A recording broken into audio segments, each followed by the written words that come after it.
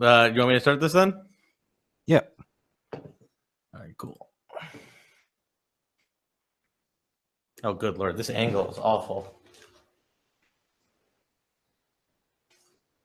All right. Here we go. I think we're live now. All right. Hello, hello, hello. Hello. It's another struggle-thon, everybody. Boom. So let me tweet this out. I got to get the chat open on my phone here. Let's see. Sorry for the late start, but it's because we were getting our very special guests lined up. Yeah, of which we have some, actually, tonight. You know, we haven't... celebrity guests. We haven't had the most... people. Yeah. This is going to be huge. This is going to be an exciting time. We have a whole new overlay on the Twitch here. Look at that. We're just like all the other, you know, the Twitch guys now. Where ours, we have like a badass, like, brushed metal theme on our Twitch. So we're cool, like the rest of them. And pretty soon we're going to be talking about the demographics in Sweden versus France. Yeah, we're just like every other Twitch streamer. Yeah, we're so dedicated to becoming good on Twitch that we'll be racist very soon. Okay, I gotta turn this thing out. That'll get some echo. Sorry about that. Get the chat room open. Well, should we do a maybe an injustice or two to get started here? Yeah. It's the struggle-thon. So Leslie, I added a bunch of text along the bottom. I mean, we are, you know, we're professional now. We're like real Twitch streamers. Yeah. This is brushed metal. I'm doing a mask on Photoshop of brushed metal. Hell yeah. We are the real fucking deal now. Real deal. Keeping it 100.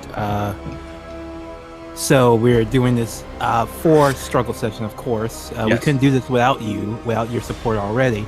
And we're just asking for even more support so we can keep, you know, getting bigger and better and badder and cooler and more brush metal. That brush metal is not cheap, okay? Yeah, no, it's not. That plugin in Photoshop costs, you know, dozens of dollars. So, you know, all your support is going towards that now. And so we need more so we can afford more graphics, maybe some skulls.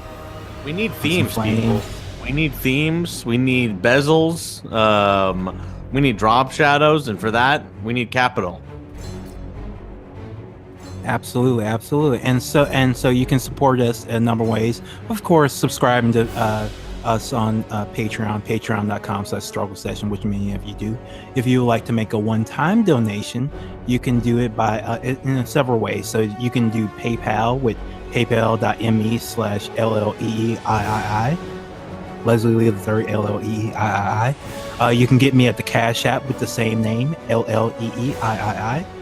And I think it does. Can we do it on Twitch now too, since we're officially affiliates? Yeah, you know, but I would say, you know, don't give through Twitch. Don't become a subscriber through Twitch. It's cool if you do. That's nice, but Twitch takes too much money. They take like a full 50% VIG. Yeah. I would recommend against, you know, subscribing via Twitch. If you want to, it's fine, but there are other better ways to subscribe, like Patreon. Patreon's the best one. Oh, wait. If you have Amazon Prime and you subscribe to us, because you get a free subscription every month if you have Amazon Prime. So if you want to toss a couple of those at us, that's cool. Yeah, we'll take that. Never spend your own money on this, but if you got Amazon Prime, like, we'll take it for sure. So what should we do? Should we do a little injustice here? Yeah. Oh, wait. I think that our like. I'm sorry. What's up? No, I was just saying. Oh, I thought I had to do an update, but I think I should be okay. Okay. Cool. All right. I think that our, you know, it's very possible that our, like, the sync of us playing the game is going to be very off tonight because we're like doing this weird YouTube live hangout thing, which is why we have this very cool cutting now between me and Leslie. That's the full technology and algorithm of Google. That's the full power of Google that's doing the cutting between me and Leslie here tonight. But it's throwing some other things in tumult. So, we might be talking about Aquaman fighting against Blue Beetle, and on screen you might be watching Lobo fight, I don't know, Darkseid. That's just one of the things you might run up against tonight. Oh, I didn't splurge and get Lobo yet, unfortunately. I haven't gotten the DLC characters yet. Oh, you haven't got... Okay, I haven't gotten the DLC either, actually. I guess I was thinking of Mugen when I was talking about Lobo. Yeah. We wanted to play Mugen tonight, but but Struggle Session Fighters is still in the pre-alpha phase. Yeah, it's not ready. It's not ready to watch tonight. We're not ready for a playthrough tonight, although many... man hours have gone into it since you last saw it. It's just not ready for the public again yet. Like Star Citizen. So hello everyone. Hello Tom Servo, new subscriber, very active in our Discord. Great presence. Oh yeah, good guy. He's really out there grinding it hard. He's not one of these hip hop style subscribers. Yeah, so he gets there and gets down there. No, he's not fucking around. He's not fucking around. He's there in the chat. Oh yeah, sorry. Go ahead. Yeah, Corman Inferno, Astra Jean again. Longtime subscribers. Rob Rousseau, former guest, future guest, is asking when is Samantha B coming through. We talked to Samantha. Samantha was very upset because there's a new school opening in her neighborhood, and they're going to be busing in some kids. And so she was just distraught, just beside herself. And I, understandably so. I mean, and then I made the mistake of mentioning the fact that I was, a gifted and talented student. So I was bused to a majority white school, and she just went off. She flipped, and justifiably. I mean, I understand that's a triggering thing to say, Leslie. You shouldn't have told her that, but Samantha B won't be here tonight. It was fucked up. It was actually fucked up of you to get bused to that school, to be honest with you. So Samantha B won't be here tonight, sadly, but we do wish her and her husband Jason Jones a full recovery. All right, but we do have two special guests tonight. People people you love, and one person is actually, and this is a secret, we haven't really talked about, and we haven't told them yet. They have been voted by the Struggle Session board as the Struggle Session Person of the Year 2017. Just amazing stuff coming up. Like this person is a phenomenal person who's done so much this year. Everybody knows what this person's doing, and they're still doing it. And I have them live on the air very shortly, actually, just a couple minutes. So we're actually probably just going to do a couple of quick matches and then get our guest on. All right, let's do it. Gorman's is asking if Black Rorschach is a DLC in Injustice. Not yet, but he is canon. That's for sure. He is canon. He is not. He is not canon. Unfortunately, Leslie, I'm with you when it comes to Star Wars, but it's very clear what is and isn't canon in the DC universe, and sadly, we have to go with what Dan DiDio dictates at this particular moment.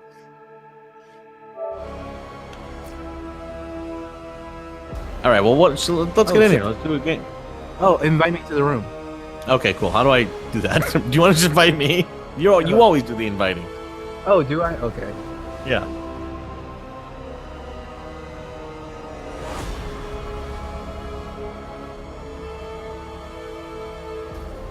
Well, that was a little bit of dead air, but hey, that's Twitch. You know what I mean? Things are a little bit more rough here.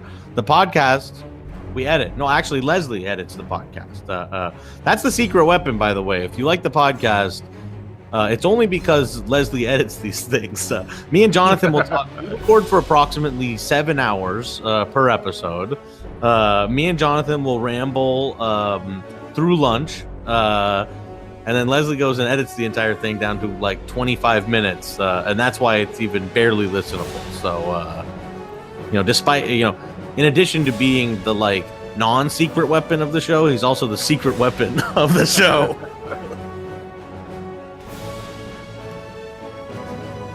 And he does the Injustice rooms too.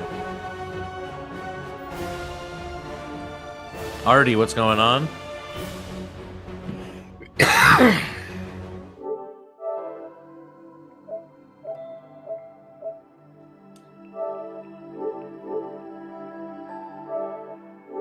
Did you invite me, or did I fuck up here? Oh, I think you did. No, maybe you didn't. No, I'm still trying to. Okay. Are you sure? I think you usually make the rooms. Actually, Do I usually make the room? No, I swear. Yeah. Okay, I'll try to do it. Maybe JDB did it because I really maybe don't. JDB does it because I don't know how to do it. Match. Okay. Okay. Invited for. Okay.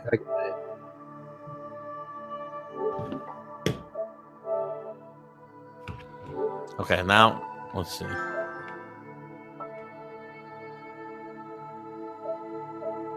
I didn't get an invite yet. Oh no, maybe I did. All right, I'm sending it to you now. Oh, okay, cool. And hey, if you got PS4 and you have Injustice, we can maybe set up a room if we figure it out, and then we can all play. Yeah, that'd be nice. All right, I'm joining you. Your handles. And when we finally Fortunately- get Struggle Session Fighters EX done, we'll do a full release of that and play that as well. Right? Fortunately, Morning Woodard, you have an Xbox for some ungodly reason, and so we can't play with you, unfortunately. It's really why you would do that to yourself is very confusing to me, but Yes. Did you not know you were going to become a fan of a podcast that is primarily PS4 players? Until I get everyone to move to PC, which I'm trying my absolute best. Oh, dude, I gotta tell you, my little nephew, right? He's like 13, 14. He's big PS4 gamer before, but he got PC. You won't think so in a few minutes. This Christmas. He's been talking so much shit nonstop. Like he's become such a master racer. It's hilarious. He's not wrong. He's right, actually. It's the thing. What you're saying is like he's become such a master racer. What I say is he's woke. This is wokeness. In the world of video gaming, is your little cousin got woke to the reality of the world.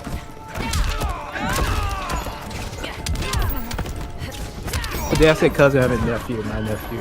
Did you say? I mean, you might have said that. Yeah, helped him build his first. He's not looking back. Like he doesn't even want to like touch his PS4. Like he's just sitting there idle. That's like what happened to me. That happened to me too. And Leslie, it's what will soon happen to you too.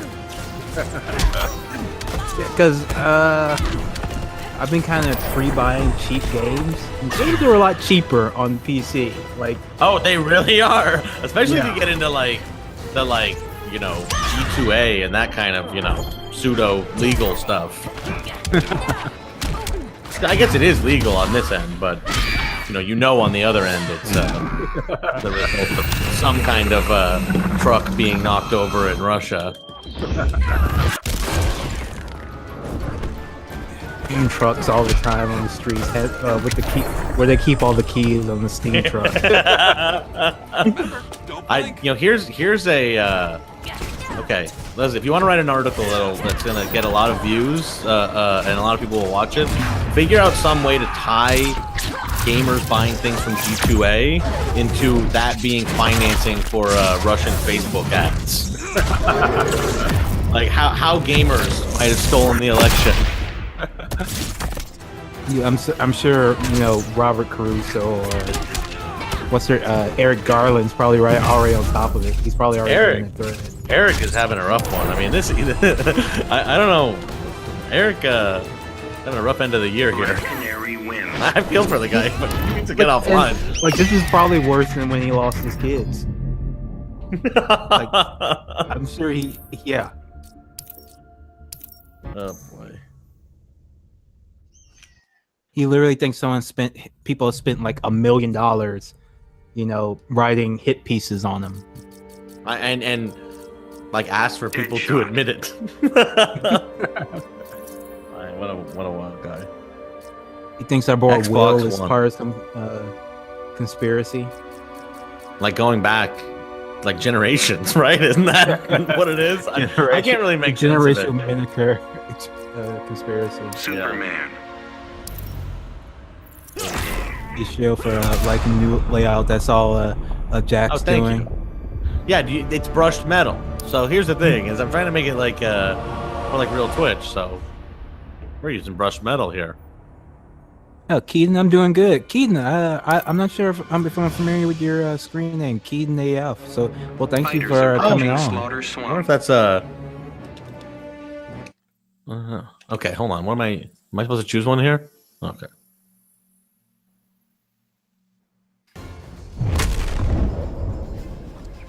Maybe I'm packing kryptonite. Like, I just realized who Eric Garland thinks he is because my wife was watching. I forget the name of the movie, like Poem No Return or something. He thinks he's Jack Ryan. Like, he literally thinks that's who he is. He thinks he's Jack Ryan, but instead he's like that guy that like hung around high school too much after he graduated. Like, that's what like Eric Garland seems like to me, is like the dude who is like always coming back around. Whatever.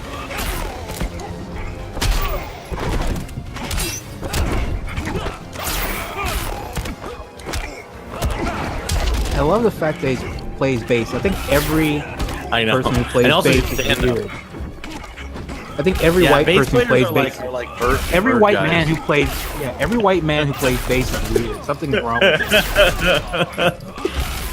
Or black guys who play bass, they're cool. Yeah, for sure. Women who play bass, they're awesome. But white guys who play bass, it's just something strange. That's why the Beatles didn't have a bass player. That's why they were good. They didn't have a bass player. Oh, I'm sorry. I just realized I insulted one of our biggest supporters. What's that? Oh. Who's a bass player?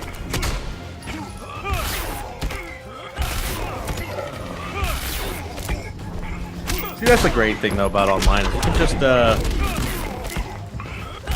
say a bunch of shit. Who cares? You know, Leslie doesn't really care about bass players at all. He just talks.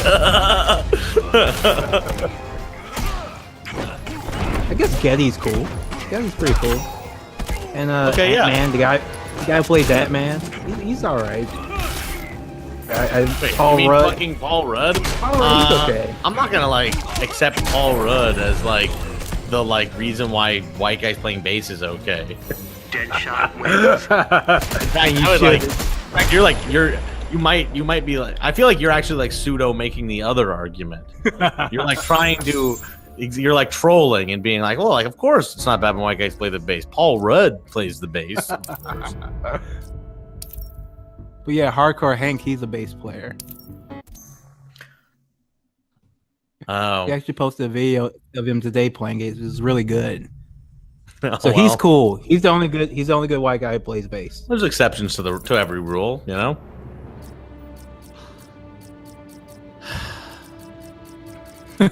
Ari's gonna narc on us to Hank. That's Green fucked up, Arrow. Marty. Atrocitus. All right. Why not? Well, we'll go with Atrocitus, of course. So did you read that Doomsday Clock yet, Leslie? Oh no, fuck that. Oh wait, we got to bring our guest on. Oh, okay. Should we quit out of this then? Yeah. Should I go to the full screen thing? Yes. All right, there we go. All right, we're about to have a guest on, everyone. That's exciting. So let me get the hangout link.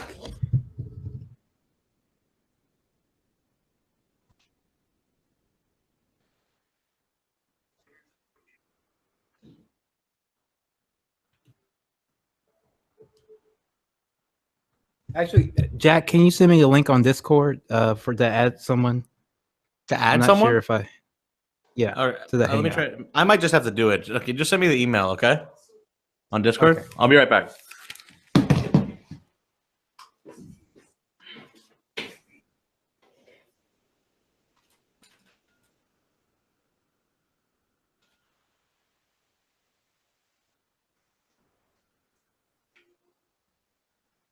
Brief pause for the calls, but we have a very special guest coming up. This person is amazing. Has done so much this year. Now, you've read their articles, and they've been dope as hell. They've been a guest on Struggle Session before, and they are our Struggle Session Person of the Year. So just bear with us one moment while we get them ready. It's gonna be worth it. People. No, it is. Unfortunately, it's not Betty White. Betty couldn't be here tonight. She's starring in the Hangout. What's the name of that movie? Hungover. Hangover? What? Yeah, Yeah, she's in Hangover 4. Oh, sure. Starring in Hangover 4, and she unfortunately couldn't be here tonight. They're doing a lot of reshoots because literally all of the cast except Betty White has been involved in the Hollywood scandal, which was a big story of 2017.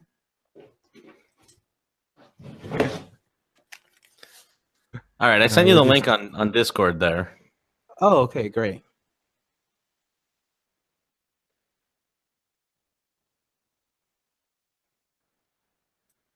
I think that should work anyway. Wow, how exciting! Our next guest. Struggle Session Person of the Year, and they don't know that they've been awarded this honor. No, so we're going to surprise them with that. We're still having the trophy made, but that's why we need your donation.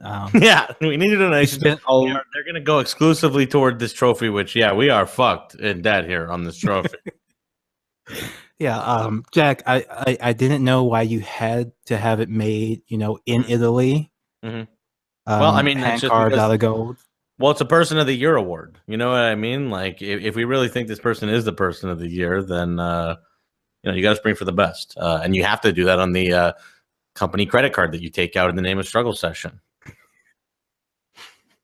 Yeah, like that's why we need those donations, everybody. Yeah, patreon.com/struggle session. If you want to make a one-time donation, you can do it at PayPal, paypal.me/LLEEIII, or on the Cash app at same username, LLEEIII.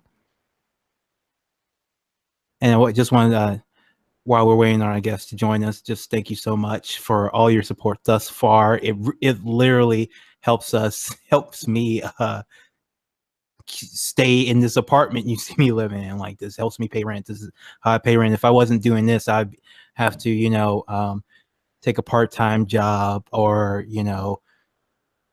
do what Smooth Cobra did and write term papers for college students or some shit like that. Or I just had to finally sell out basically and become an intern for Cap or some shit like that. So at least for right now, help Leslie not sell out. Yes. For the time being. All right.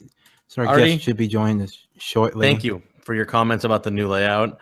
I spent a lot of time today learning. I watched a YouTube tutorial with like a teenage boy telling me how to make a Twitch overlay. It worked. The key is brushed metal. Oh, yes. Oh, hey. Yes. All right. So we have our special guest. Oh. Hello. Sorry. Hello. So we have our special guest on tonight. You are live in front of the Struggle Session faithful. We have currently in our room 1,000 people are watching the stream right now.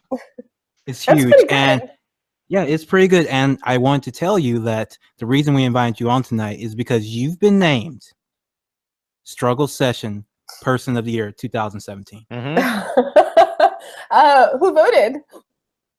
It was the Struggle Session board members. The closed vote. It was a closed vote. But yeah, you've been named Struggle Session Person of the Year for your articles on your dunks on Ta-Nehisi Coates. Dude. Your recent dunks on Patricia Arquette, your fantastic podcast, your excellent guest spot on this show, the fact that you were available to come on tonight on short notice, like all these things have made you like the Golden Globes. Availability is a big factor in who gets the award. I appreciate any award where I get points for not having a social life. Thank you, I'm honored. Yeah. Yeah, you guys are. You have a You speech guys ready, are my or- favorite. Oh, I will say I want to give thanks to y'all because I sincerely can say that appearing on Struggle Session was my favorite podcast appearance, obviously other than Smoti Podcast, my own podcast, of the year. And it was super enjoyable. And I continue to prod my boyfriend about having not listened to it yet. Just pass me his number off air, and we'll give him a call. Yeah, I'll do that. I'll stick you on him. We'll make sure he subscribes to patreon.com/struggle session. Oh, absolutely. He's gonna have to become Yes. a patron. Yeah, so we're joined by Brianna Joy Gray of Current Affairs, of Something is Wrong on the Internet, the fantastic pop culture podcast that is, I hope no one listens to because they look and sound much better than us. But, but yeah, that's my co-host, who some people very courteously think is my actual boyfriend on the internet, which I take as like a great compliment. My boyfriend's also a hunk, but they don't know that. Together, I decided it was a real boon for me. All right, so Brianna Joy Gray, so when we had you on our one of our early episodes of Struggle Session, we talked a lot about Ta-Nehisi Coates, Yes. and because you recently wrote an article talking about him, and he's kind of been a little bit in the news lately for logging off, being forced to log off like a weakling. As I say, my motto is, I will never log off. I will make my enemies log off. But he let his enemies make him log off, and that kind of makes him a loser in my book. And his enemies, as it turns out, are leftists, feminists. What was it, like leftists, feminists, and Nazis, or something like that? Yes. Yeah. See, the worst kind of log off, where you basically call everyone who dislikes you a Nazi. The weakest of all log offs. Yeah, that was a tough day. I have to confess. So when I was on Struggle Session the first time, I was in the midst of writing my Ta-Nehisi response piece. That's why I was kind of amped up and all about it. And I don't think I had actually gotten picked up by anybody yet. So I was really I want to give you guys credit for helping me to germinate my ideas. Really, we will take that. We'll take all that credit for. Yeah, we will take credit for that success and all future successes that you will see. We're a think tank for dunks. We're a dunk tank. But I also want to give Coates a little credit as well, because I will say, I don't know if I'm supposed to say this, but like he did reach out to me and we have dialogued a little bit after I published that piece. So I'm conflicted about kind of characterizing him as running away from dialogue entirely, because he was very open about hearing more of what I had to say and going back and forth. We haven't come to any kind of simpatico, but I do have a sense that, I don't know if it was just a pile-on of Twitter. I do think that it did seem to be the, was it Richard Spencer sign-on, cosign that finally drew him away? Was it Richard Spencer who said that? I think it was Richard yeah. Spencer, yeah. Yeah, and I don't know if that was the tip of the iceberg for him, like the tipping point for him.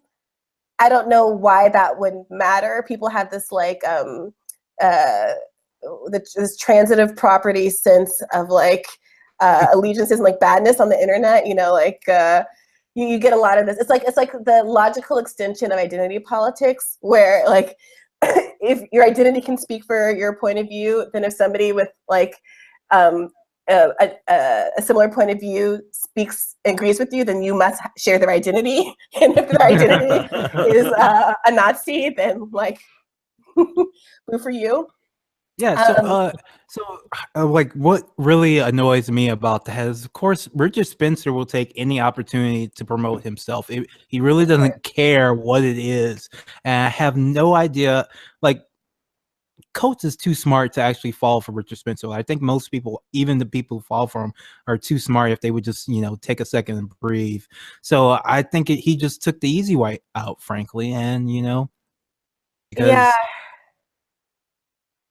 yeah. So are you a little bit disappointed that now you don't have Ta-Nehisi Coates to beat up on anymore? like Richard Nixon. You don't have Donnie goes to beat up. I'm still holding out hope, and maybe this is just me being naive and I haven't been on Twitter long enough, but I'm still holding out hope that he sees the error of his ways and it kind of starts to accept the extent to which maybe he's boxed out class as an avenue for progress in a way that maybe he didn't realize he was doing. I do think that when I like kind of read the other things that he's written and read interviews and kind of dialogue with him one-on-one, I get a sense that politically he is aligned with progressive causes, right? Like people criticize him, you know, Cornel West criticized him for not being sufficiently critical of Obama, which is fair. But specifically some of the criticisms about, you know, not being critical of, you know, droning and et cetera. I think that it's really fair to critique his writing for not being as, you know, forceful and critical as it should be.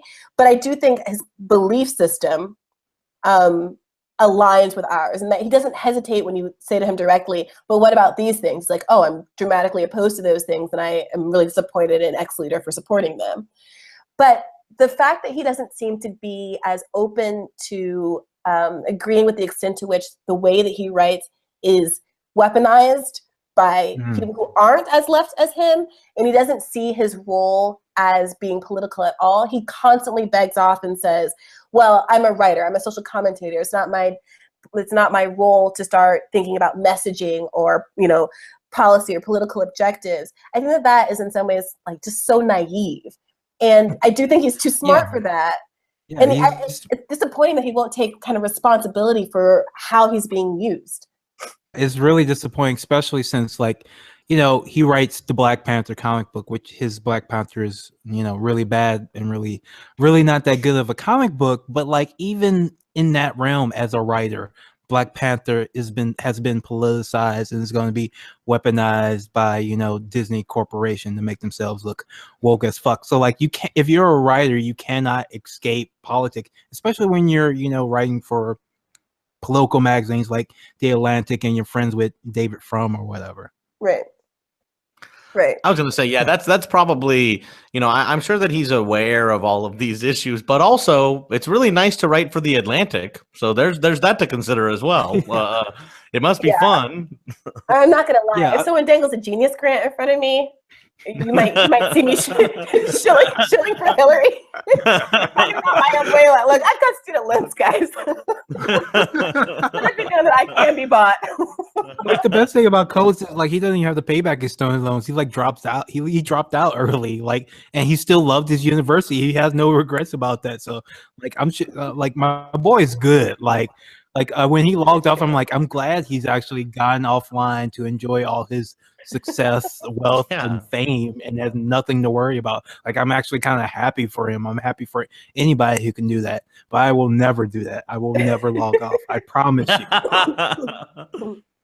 I'm hoping that he comes back and writes, like, uses, you know, takes his skill at taking historical narratives and tying them to contemporary social issues and writes like the case for reparations, but use it like the case for like class warfare, and uses, you know, historical narratives of, you know, the history of like Black Marxism and, you know, past successful class movements to make a different, potentially more optimistic case in the case that he ends up making using the very narrow and insufficient lens of like race only. Absolutely. And that's just something he can't. There's something that I find interesting actually in all of this is there's an investment that a lot of people of color have, and one which I once shared, in seeing race as the only lens with which you can attack social problems. And this has become increasingly clear to me as I've been writing these identity politics articles and kind of looking at people's responses and the kind of back and forth I have with folks on Twitter. And I've always been a not either or, but both person, right? I caveat up the wazoo in my articles about how I understand how identity politics is important in making policy and the ways that programs are distributed unevenly between demographic groups and blah, blah, blah. Like, I'm so on it, right? And even after all of those caveats, if you don't say, first we tackle race, and then we can talk about class. If you suggest at all that you would ever prioritize class, if you would ever suggest that you would prioritize a world in which there were no poor people over a world in which there were an equally distributed, racially equal, demographic distribution among all class demographics, then people see that as racist on its face. Right? Like that you are insufficiently invested in race. And I've seen this in a lot of contexts. I was on a panel on this YouTube show called The Grapevine. We were having a conversation about like, can Black people gentrify? Which should have been a 5-minute discussion, but never mind. Like, of course, gentrification is about moving into right. Class and wealth, pushing people out of neighborhoods. Not, I could, with my law firm salary, easily gentrify and make it, less possible for other people of color or other people of any kind of people, to live in the neighborhood that I move into. But what came out of that conversation was this investment in not ever seeing Black people as being able to wield power, or any orientation of talking about race where like racial persecution wasn't at the center of the conversation. Everyone seemed to have like a fetishistic desire to somehow explain it away.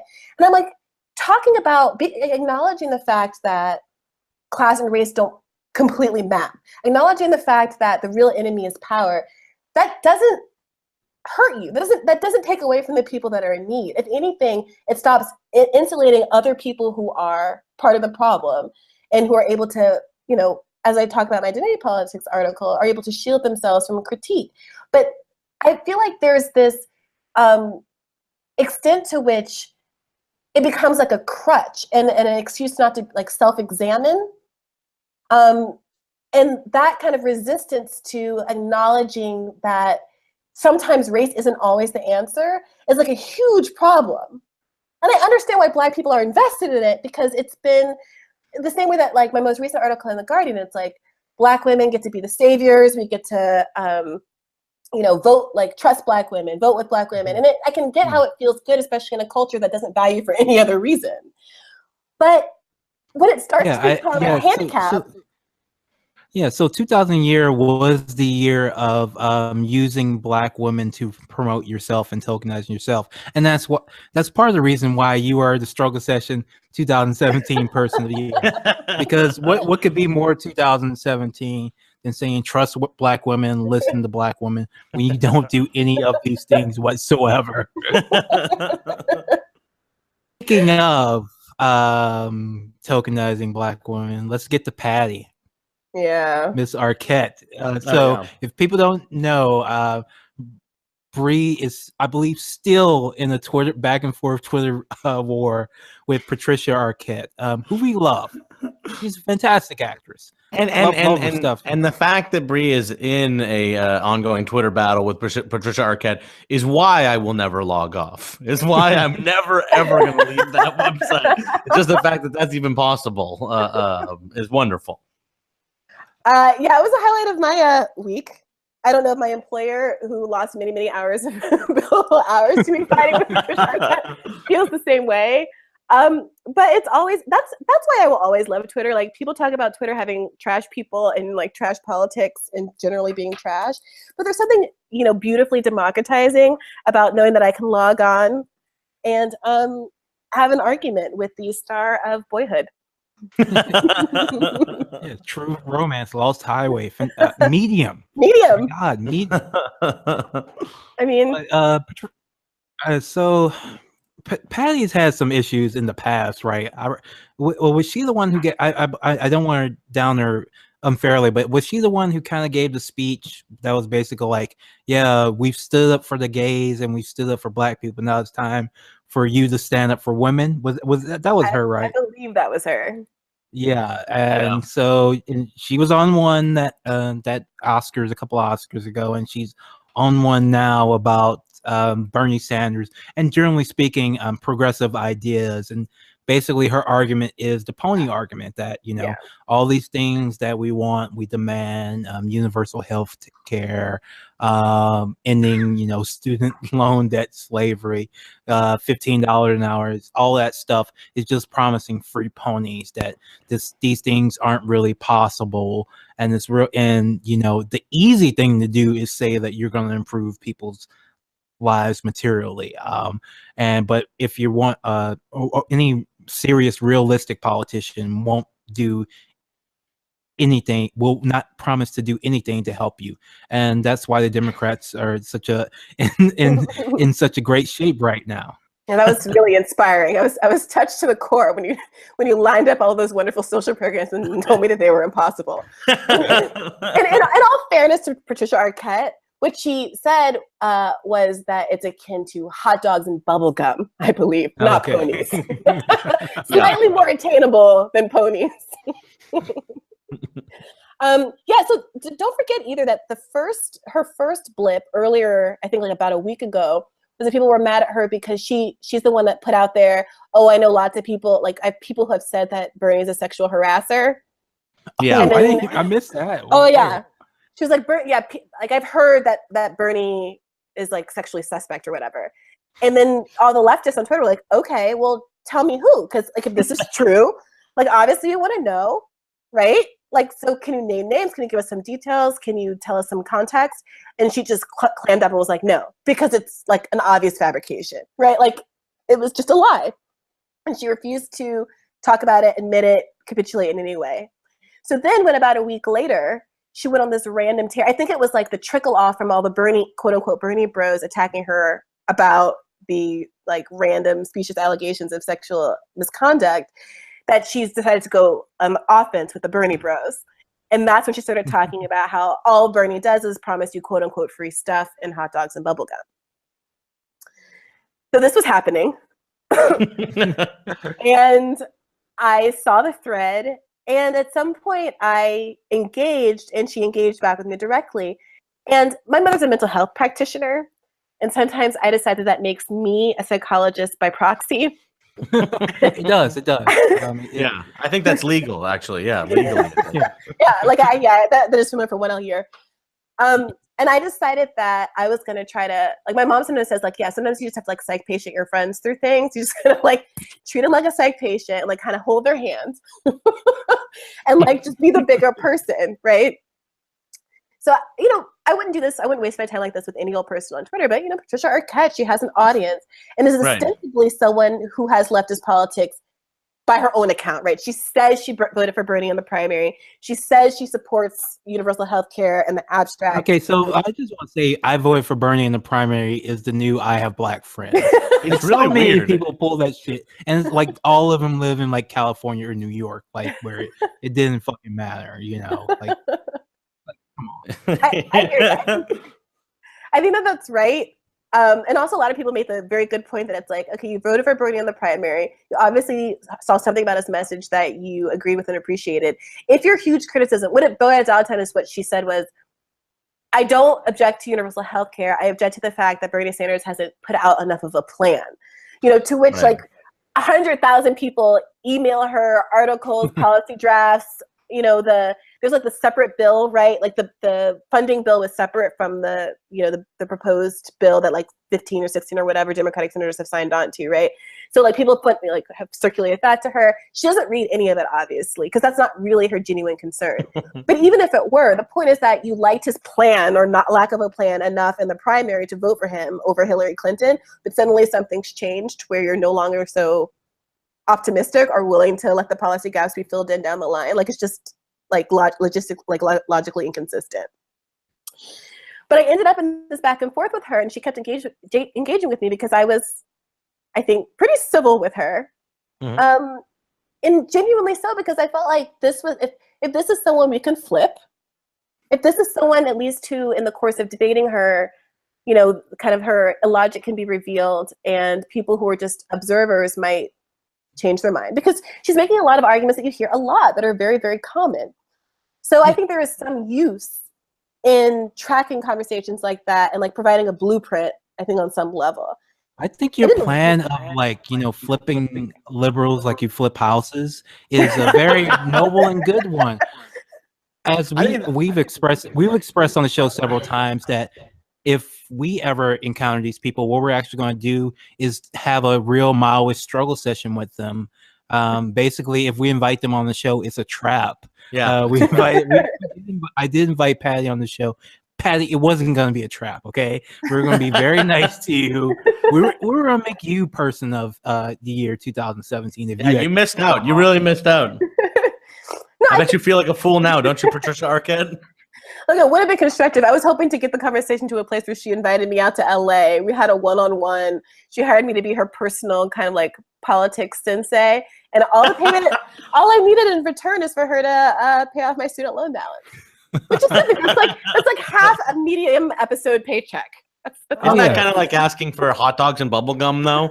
I know. It's unattainable. It's an impossible thing to ever expect, like hot dogs and bubble gum. All right. Well, Bree is pretty late on the East Coast. I just want to thank you so much for coming on. Thank you for being so great this year and really earning this Person of the Year award. And I'm sure that you're going to continue to be great in 2018, and you won't do anything to possibly tarnish the Struggle Session name or the prestigious award we've given you. And if you keep it up, you might 2018 could happen in 2018 too. I thank you guys very much for having me on. It's always such a pleasure, and I'll try not to abuse any of my interns in 2018. I think that's a New Year's resolution that we can all take. All right. Good to see you. Good to talk to you again. Thanks for coming on. Congratulations again for the Person of the Year. Well, thank you. Folks, wasn't that great to have such intelligent commentary on Twitch? Of all places. Things. Of all places. This is what Struggle Session brings you. No one else is doing about that. These people on the other channels, these fools, they're just watching people in player unknowns, battlegrounds pick up pairs of pants. We're having real analysis, real intelligent analysis by a Harvard graduate. Harvard. She went to Harvard. For God's sakes. You don't get that kind of shit on Twitch. You get that on The Simpsons, but you don't get that on Twitch. Patreon.com/Struggle Session. Yeah, get over to paypal.me/LLEEIII. All right? Come on. That's Harvard. Do it. Yeah. Person of the Year, Harvard. Do you think she's more proud of her Harvard degree or being Struggle Session Person of the Year 2017? Oh, definitely Struggle Session Person of the Year. I mean, how many? Think of how many people graduate Harvard every year. I know. 1,000. Like, there's only been one Struggle Session person ever. Yeah. Yeah, so that's true. Yeah. So. Should we go back over to Injustice, or what do we want to do here? Well, actually, we have another guest lined up, but we're going to pause for the call, see our donation. So, new subscriber today, Brett Short. Thank you so much for subscribing today. And another new subscriber, C-Tunes Media. I don't know what that is or who that is. If that's a person, if that's a collective, if that's someone scouting us, All right. We're willing to move us. Yeah, willing to move us up to the big leagues is that might be a whole network of podcasts. That'd be huge. Wow, think of it, Leslie. We can start recording advertisements and not being paid for them. That's great. So, what do you guys want to talk about? Did you enjoy that? Did you like that, folks? Did you enjoy it? Should we go through the questions? I think we weren't really looking at the questions because JDB checked in. Oh, JDB, yeah. So we mentioned, JDB's a memorial for his poppy, his grandfather, great guy, and JD really hitting JDB hard, but he's staying strong because he knows he has all your support. He was really disappointed that he couldn't be here tonight, but just want to know we love you, JDB. Thank you so much for all you've done this year. For Struggle. This Struggle Session was your idea. You put this thing together. So thank you so much. So everybody send some love to JDB. Is that true? It was his idea? I didn't really know whose idea. Yeah. Well, JDB talked to me about it. Yeah, it was JDB's idea. He came to me first through Kay Halper and Connor Kilpatrick. I had been thinking about doing something, but I didn't really have anything concrete, and certainly didn't know anybody who exactly I was going to do it with. But yeah, I would definitely give him credit. No, I take that back. I came up with it. It was my idea. Struggle Session was my invention. I will delete the previous part of this podcast just in case we blow up. You want to retain that ownership. This is serious stuff. I get it. We're retain IP. I came up with the name. I came up with the brush metal. You did the drawing that Kate did. You did the drawing that Kate did. I did everything. I took that Yeah, picture that she drew a picture from. I told Jack that fixed it, improved the stream, so Yeah, all he that did. frustrated He did. was mine. So yes, Yeah. this is mine. Oh well, fair enough. Actually, you can have it. Yeah. What else? Well, it's almost 2018 here. Should we start the countdown right now? Yeah, we might as well. What are you doing for Um, New Year's, Leslie? I'm working today, so there's at night. I'll probably just come home, sleep, and go to work the next day. That is Wow. why we need your support. Welcome to hell. That's Yeah. terrible. Yeah. Like, Um, I'm really like living in Japan. It was so much better because like everyone's off from like Christmas to like a couple of days after New Year's. Like everyone, like That's how it is in Hollywood, and it is actually kind of weird. But in Japan, aren't they also eating like Kentucky Fried Chicken for that whole period of time? They on it's on for whatchamacallit, for Christmas. The thing is to get Kentucky Fried Chicken, but you do have to you actually have to make a reservation because it's so busy.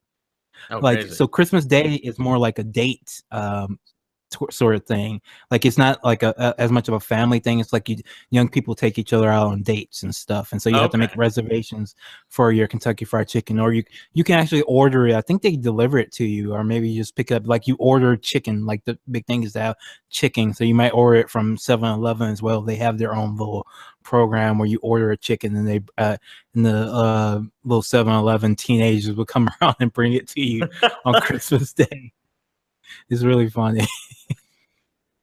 I love it. I only know about it because I saw when I think it was when the Frieza Dragon Ball movie was coming out. They were doing a promotion at KFC on Christmas, and they were all dressed up as Goku, all the Colonel Sanders in Japan, and that looked like the most wonderful thing I'd ever seen. I knew then that I had to go to Japan and live there forever. Oh, Morning Warrior says she got some sake infused Kit Kats, and Oh, shit. yeah. Oh wow, I haven't heard about that one. They have tons. They have like green tea Kit Kats, to like pumpkin Kit Kats, all kinds of shit. Like I don't know why, like they have like dozens and dozens of flavors of Kit Kats. I think we just Hey, heard guys. sound, and our special guest is here. Oh, look at This is that! someone else you all know and love, and this fantastic person. This is Murder Brian. Hey from guys, Street how Fight. are you? Hey, how are you guys? I'm great. I'm good. How are you? What's going on? I'm okay. It's snowing and I don't have cable right now. My internet's down, so I'm just kind of not doing anything. Why they What take a your nightmare. internet down, bro? They did it. The guy hooked up. My neighbor just moved in, and the guy hooked up. The guy that was hooking it up unhooked mine, and I have to wait till Monday to get it back. That's fucked up. Are they giving you your money back? I mean, okay, I used to work at the cable company, so I know their reasoning for it is that it wouldn't be much more than like a $2 credit.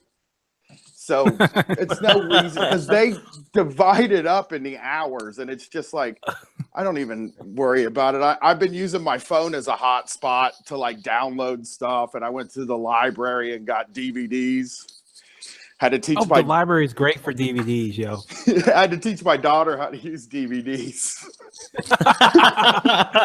that's like the oral tradition or something. She was like, I haven't used this. She's 13, so So Murder Brian, of course, is from Street Fight, the godfathers of the whole leftist podcast movement, and it's fantastic to have him on because 2017 was the year of the leftist podcast, and this is the guy who started it all. Is The Walt Disney of the Dirtbag Left. yeah. We did a live show last night, and there was a guy there, and we sell CBD ice cream bars at the place where we do the live shows, and a guy opened it and dropped it right on the floor, and I was like, "Oh, you can still eat it," and he said, he kind of looked at me like, no, I'm not going to eat it. And I was like, oh, yeah, the dirtbag left my ass. And then he ended up eating it. So got everybody chanting for him to eat it. Awesome. So I was recently on an episode of Street Fight. So make sure to subscribe to their Patreon because that was initially a bonus episode where we talked about a lot of pro wrestling. We don't talk about pro wrestling too much on Struggle Session because unfortunately, Jack and JDB are pro wrestling neophytes. I'm grooming them. I would qualify it as a lot. I think we do talk about wrestling a lot on Struggle Session compared to Not other nearly topics. enough. Okay. I know the feeling, man. My partner got me into wrestling in 2013, and now he doesn't watch it, and I'm unhealthily obsessed with it now. Like, it's all I watch. The only reason I turned my phone into a hotspot today is because I was like, oh, this means I can't stream wrestling. I got to get online and download some wrestling just in case I have a moment of silence and I have a chance to watch guys wrestle. That's awesome. So we're having Brian on as a special Struggle-Thon guest. Of course, we'll have him on for a full episode in the future, but we just wanted to bring Brian on and talk about, you are the godfather of, this leftist podcast thing. And there's so many shows out there now, so many great shows. What you seeing this thing that you basically pioneered, what is it like to watch it, blow up in such a way? It's weird. Like, I don't know. I think it's really cool that I live in Columbus, Ohio. So like when Brett and I first started doing anything, we tried to do stand up, and we were kind of doing this dirtbaggy and lefty sort of thing on stage, and the comedians in town hated us.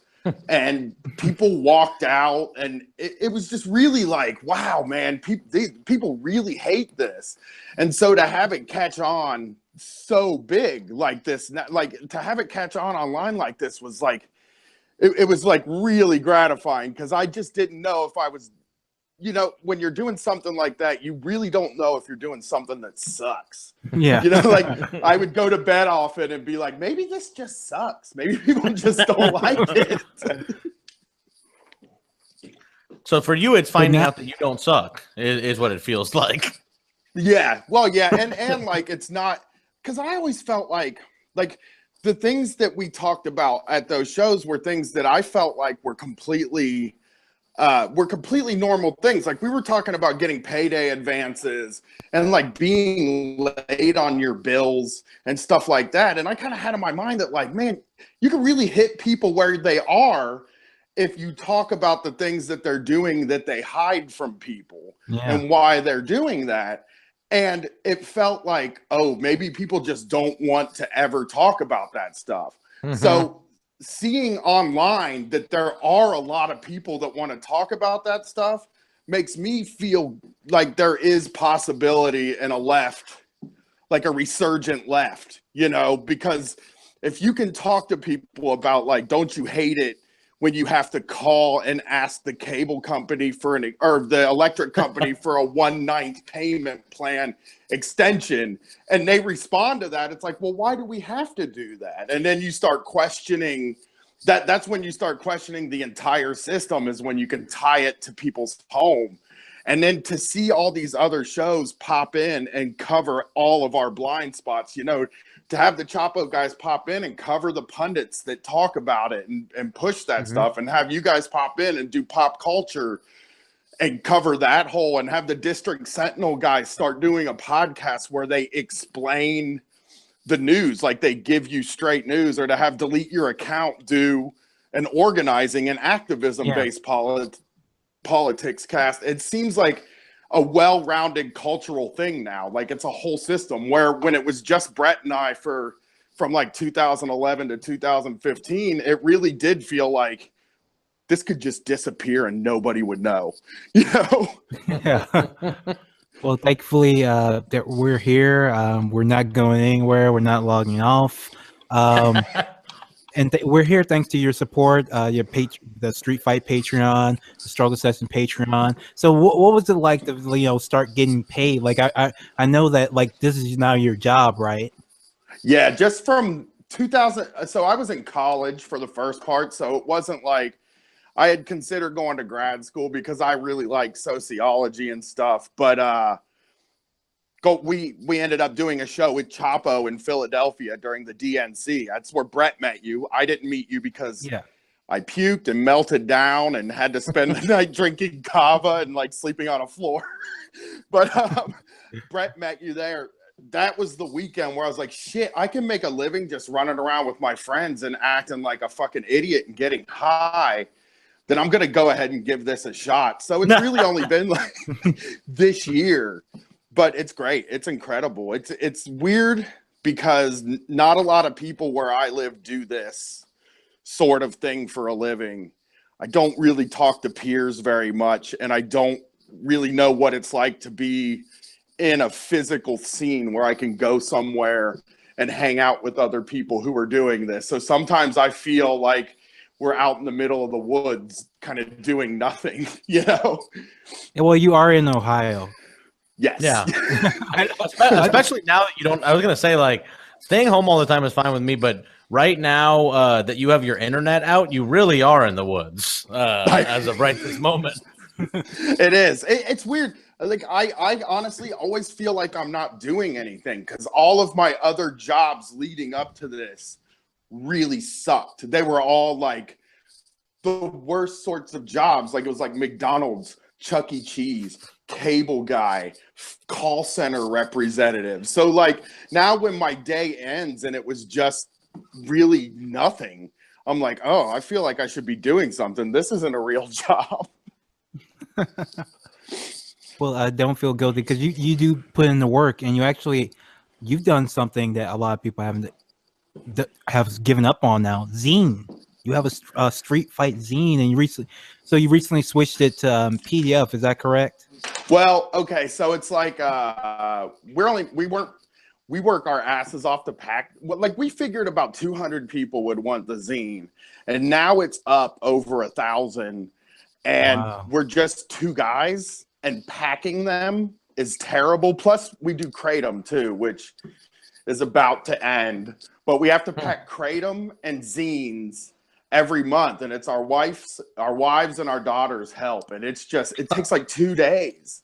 Like we have to break it up into 2 8-hour shifts to pack them all to get them all mailed. So, and we were making like $1 a zine. So it's like, I don't know if this is really worth the time. So we switched over to PDF, and we're only charging $3. And this year it'll be $3 to look at the PDF. You can still get it mailed to you for $8. But like, I think the PDF will be pretty cool. Like when you subscribe to our thing, you get like a zine. I mean, if you can pay $10 and get a zine, a video every month, Kratom, and a bonus show every week. So we're like really blowing it out. Yeah, that's pretty good. With Struggle Session, you get bonus episodes, which are good. Yeah, we don't ship you drugs. Yeah, we love doing that though. When we started selling CBD, Brett, my partner, was like, "Dude, we're legal drug dealers." And I was like, "Yes." But how much do you guys love doing those bonus shows though? Those are like my favorite thing to do now. Oh yeah, because we can just dive into like crazy stuff. Like we did a bonus episode on Berserk, and it's like there's no one to tell us that we can't do political cultural podcast about and just dive into Berserk. And we told all our listeners to watch 26 episodes of this anime, this really depraved, violent anime, and they did it, and it was awesome. Like they did it with us, and it was just great, and it was fantastic to see so many people so upset and disturbed by something you asked them to do, and then we just talked about it together. It was fantastic. So it was fun doing bonus episodes. One of my favorite things we did was a new metal episode where we had somebody that writes for Toilet of Hell on, and we just talked about new metal for 2 hours, and then spliced in pieces of songs. And the best thing in the whole world to me was that, like, after that, I started seeing socialists all over Twitter, like, you know what? Korn's really not all that bad. They're actually a really cool band. Or Limp Bizkit had like 10 good songs. And I'm like, yes. It's like those two. The most gratifying thing now is that there's like DSA members that call themselves flat earthers because of us. And that they're in, and say that they're into Korn and like new metal, and I'm like, oh, that's so beautiful. I actually had a guy last night ask me, like, do you really like? We did a show with Drew Toothpaste, and he was like, do you really like all that rap rock stuff? And I was like, yeah, I don't mind it. I mean, like, I don't listen to it every day anymore. But yeah, it's fine, whatever. I saw Korn this summer. A listener sent us free tickets, and then we also went to the March of the Juggalos thing and saw them in front of the Lincoln Memorial. So it actually is kind of it's like, and doing this show with you, we did that wrestling show with you. Like, we're doing really themed shows theme shows and interviews on that Patreon, and I think like there's so much freedom in it because those are the people that'll take the ride with you no matter what you do, you know. Yeah, and I'm sorry, I'm just distracted by new metal. I'm just thinking about like all my favorite moments listening to new metal, and it definitely has to be seeing the Deftones at House of Blues in New Orleans. Even though I never really counted Deftones as new metal. I think they had a bit more substance and melody than most of the other, like Disturbed or whatever. I actually Deftones. I have to call you on this, Leslie. The reason that you don't think Deftones are new metal is because you like them, and you don't want them to be new metal. No, I'm fine. But I like Korn. I'm okay. I did Korn. I will defend some Disturbed songs. I will defend even a couple of Limp Bizkit songs. So like I just feel like the Deftones never rapped that much. As in the later episodes, they had about one on every album. album. Really? Did they have one on every album?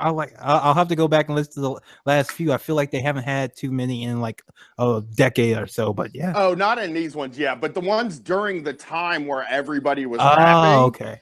They had like Back to School on White Pony. They had Head Up, or not Head Up. Head Up was on Around the Fur. And they had Engine Number 9 on Adrenaline. So they were like, those guys were new metal. They hung out with all the new metal guys. But I've noticed that like they're the most acceptable band, really, that's still like, oh, it's okay to like Deftones, you know? And I've noticed that like once somebody says it's okay to like Deftones, the next thing is like, but I don't really think they're new metal. They're something else. Well, I will say it's okay to like Deftones, and it's okay to like Korn too. Disturbed, all those groups, they're Struggle Session approved ish. They get half a stamp of a new metal gets a half stamp of approval from Struggle Session. If you want the full throated appeal, subscribe to Street Fight and where are your links, man? Street Fight WCRS on Twitter. I'm Murder Brian. You can usually find stuff through me, but I think it's patreon.com/Street Fight Radio. We don't come up in the search because, I mean, I guess we're dirty in a way. I don't know. I think it's the Kratom, really, is why we don't come up in the search. Yeah. Wait a minute. I don't want to come up in the search. I don't want it to come to their attention that we're shipping Kratom through their site. So I'm just like, don't, because we're about to quit because they're so close to making that shit illegal. Yeah. And we're just kind of in the last, I think we're in the last like 2 months of it. We're going to have to shift away from it. But it's been a nice year. Of it. Good. All right. And and here's the thing, it's been a nice year of it. And now that I have a bunch of people that are like, hey, when it's illegal, don't worry, I can get you some because you've been such a good friend to the plant. And I'm like, well, hey, I'm not going to be out of it. As a friend of the plant. I'm a friend of all plants that get you high. All right, Mother Brian. Thank you so much for joining us. We'll have to do a real full episode soon where we will talk nothing about new metal and wrestling. Thank you so much for That joining is us. great. Thank you guys. Yeah, thanks for coming on. All right, peace. All right, wasn't that fantastic, folks? Wow, we had guests. Nobody can say we didn't have guests tonight. And we had two special guests, two celebrity guests. Famous people, leftist Twitter personalities there are. Yep. And we have another Right one here. right now in the chat room. You don't even know that he's there. And that's Brandon, Pretty Bad Lefty, Oh yeah. host of the Discourse. He is currently trolling the shit out of us right now, Oh, really? trying to get bad. Thank you so much for joining us, Brandon. Brandon's one of my favorite dudes, Yeah. great guy on Twitter. Invited me on the show, the Discourse. Fantastic time. Great guy. Definitely follow him. Pretty Bad Lefty. He's one of the best people on Twitter. One of the best people. Awesome. Definitely shout out to Brandon. Please keep trolling. Please keep trolling. All right. And so pause for the cause. Let's see if we have any, donations, any new subscribers. Keaton F. He's the new subscriber, and thank you so much for subscribing. Yeah, I know she's in the chat room today. So I'm just curious how you find the show. How you found the show? Were you just looking for Injustice streams, and then you got this, and you were like, I kind of like this, so let me go ahead and thank you so much for signing up. We really appreciate it. And of course, if you are already a subscriber on Patreon, you can make a one-time donation. PayPal.me at LLEEII or on the Cash App, the same username. I think it's $sign and LLEEII. So either one of those, if you want to make a one-time donation, all your support, is fantastic. It really helps us a lot. It helps us pay for the things, show this mic, the mic that Jack has, this new streaming contraption that I have right here, so we can do more streaming on East Coast and West Coast.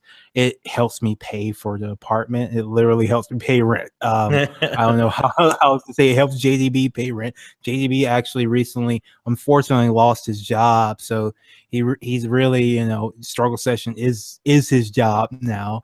We're going to make him do even more work for that money.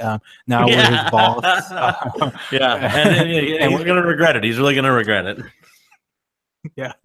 And so just thank you so much for all your support. If you want to subscribe, tell your friends. If you're not a subscriber, just share it. I know a lot of people don't have enough money to subscribe to podcasts, especially when there's so many out there.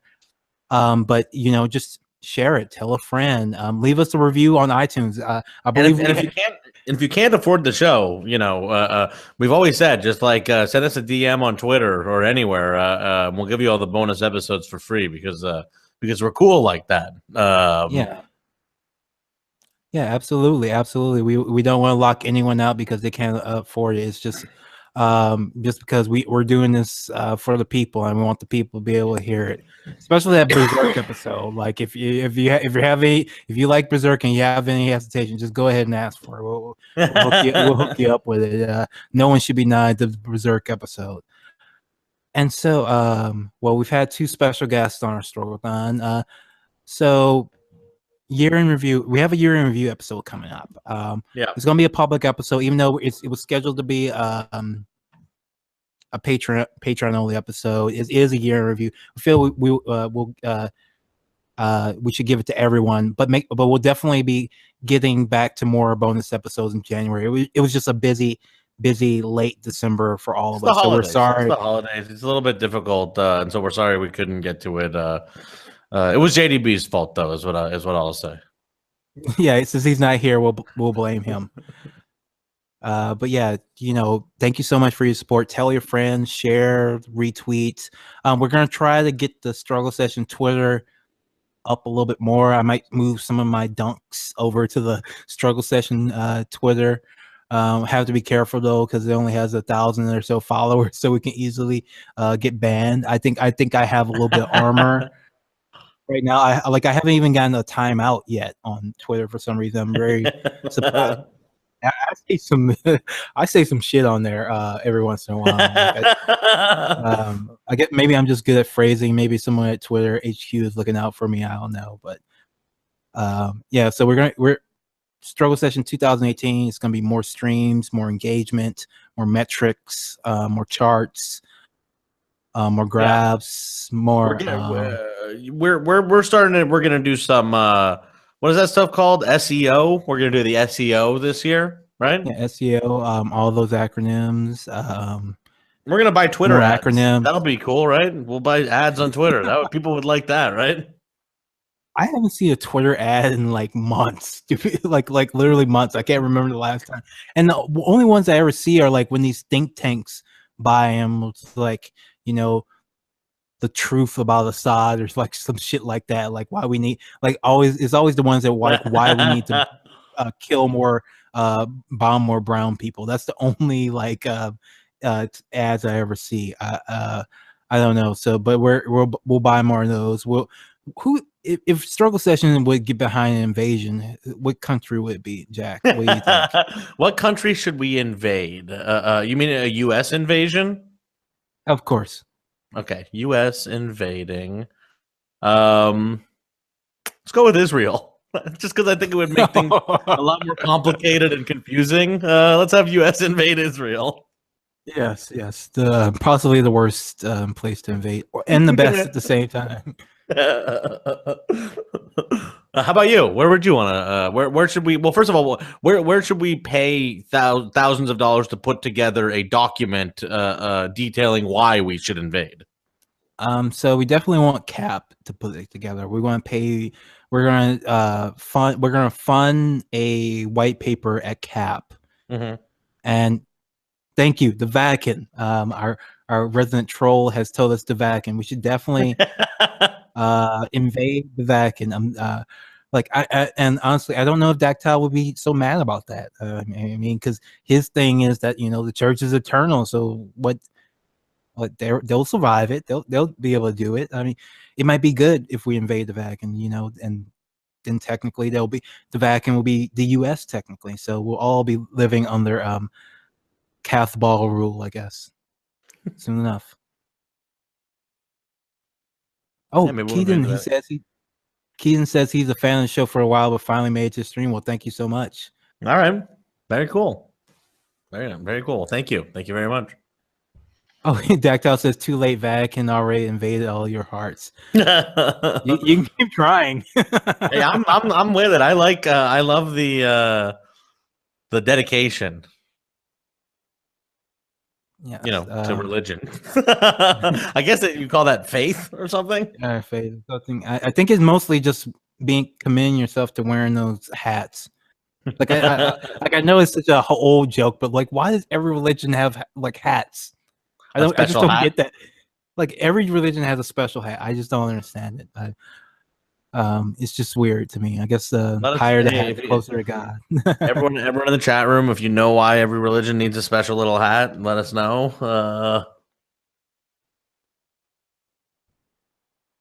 All right. JDB just sent us text.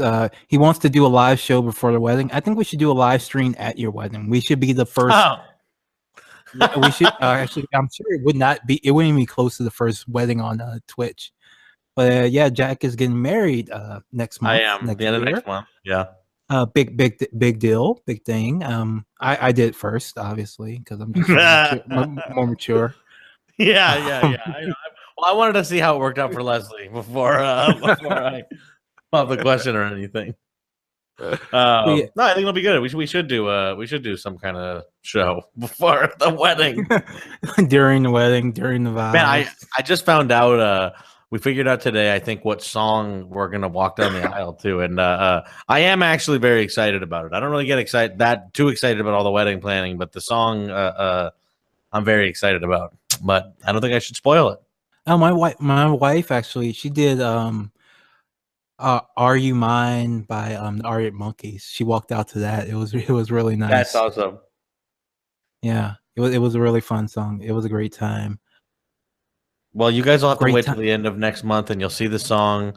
And yeah, let's do the whole thing live on Twitch. I definitely I want to spend my wedding being concerned about open broadcasting software and RTMP servers and shit. Yeah, make sure. Have you checked the bandwidth? Yeah, I'm at gone at from Madonna to where we're going or whatever to check the Wi-Fi.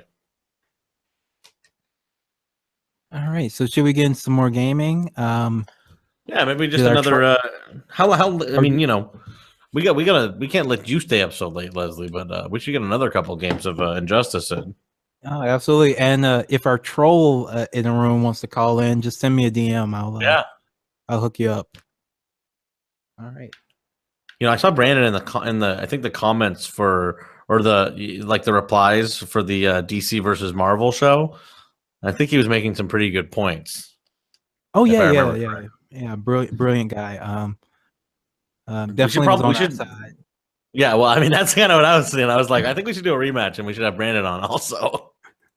I think we should keep doing those DC versus Marvel shows, but have back every single person who is ever on one. So, like, next time we should have Gabe and Brandon on until it's like 20 people all arguing. By the end, it'll be like 6 or 7 hours long Fighters each approaching episode. Slaughter Swamp. And it'll just be people talking over each other, just screaming. Yeah. Like one point we didn't even get to. I gotta make it.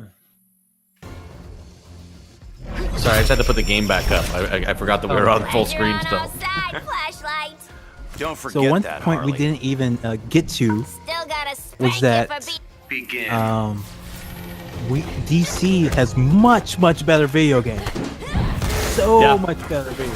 It's not even close. I mean, there's so much we didn't get to. There's so much. And, that's one of my favorite episodes of the show, but also one that I have my most regrets probably. It's just difficult to do something that is so important to you. You know what I mean? Yes, especially on short notice. We kind of came. So I've been thinking about the concept for a while, like a long while, but I just never told other guys about it. like the day before, like maybe a day or two before, I was like, "You gotta go to Neighbor on."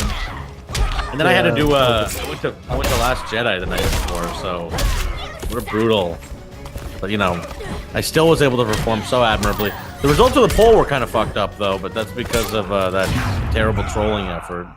Oh yeah, like the alt-right trolls like invaded the poll. It was so fucked up. It was terrible. Yeah, I mean, we'll have to next time when we do the next debate, maybe we'll get a more fair poll. But it's just a shame what those 4chan guys will do, and all because they hate progressivism. Yes, and DC is much more, as we argue on the episode, DC is much more progressive than Marvel. Like, Yeah, I mean, as was made exceedingly clear by the episode.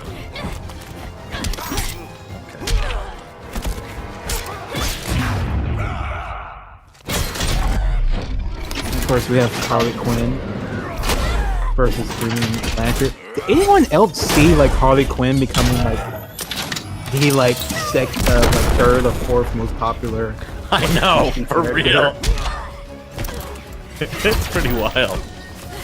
And like it actually took her forever to actually get in the DC comics proper. Like I know it's weird that they do that. It was a while after the cartoon started that she actually entered the universe. Yeah, Green Lantern's not that good in this game.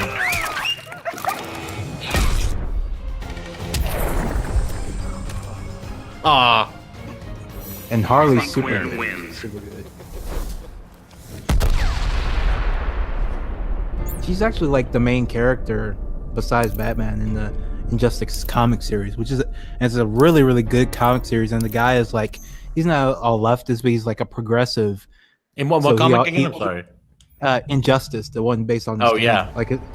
Like it's really good. And it's actually kind of woke. Like he drops in little hints that he's on the leftier side of things every so Batman. often that people that would be easy to Robin. miss if you're just a regular comic fan. I heard it's really good. I haven't read it, but it is like I'm kind of weird, but I always don't necessarily. I don't love like DC comics where Superman becomes like a villain. I think first of all, it's kind of lazy, but it always just like sits weird with me. I know that it's like has to be that way because of like the game and everything, but I don't think Superman should be bad.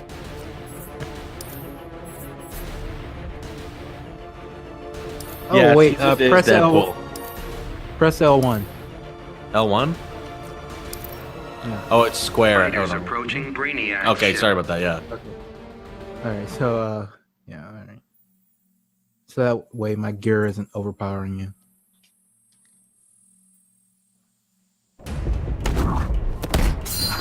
The Batman animated series was the Batman animated series was revolution. That and actually the whole like I actually think the whole of the Dini-verse or whatever DC animated universe, whatever you want to call it, I'm like pretty into all of it, beginning to end. Yeah, it's great. Is it technically still going? Is Young Justice technically a part of it? Is it? I don't know if Young. I tried. To I watch think it the- could be. You didn't like it? Well, no, I mean, I didn't. No, it just feels like it's not part of it because it's not the same animation style. It's not like Bruce, it's a Tim style character, so it doesn't feel like it's part of the DC animated universe. Like I think the show is like really excellent. My wife actually got kind of into it because just the way their storytelling is like it's different. Like it's more relaxed. Like the first arc is like these 3 episodes, and it's like not a big epic thing, but it's just like this slowly building like soap opera with like enough action to keep it cool. Unlike like Daredevil. I mean, I'll give it a shot. I just I don't know. Like for some reason, like I think the like art style just didn't like. I didn't like it that much when I tried watching the pilot. Something like that. Like looks too serious or something. But man, Justice League. Yeah, it does look Unlimited, really serious. do you know what? Am I weird in saying that? It does feel like it's like too realistic or something. Johnny Quest or something.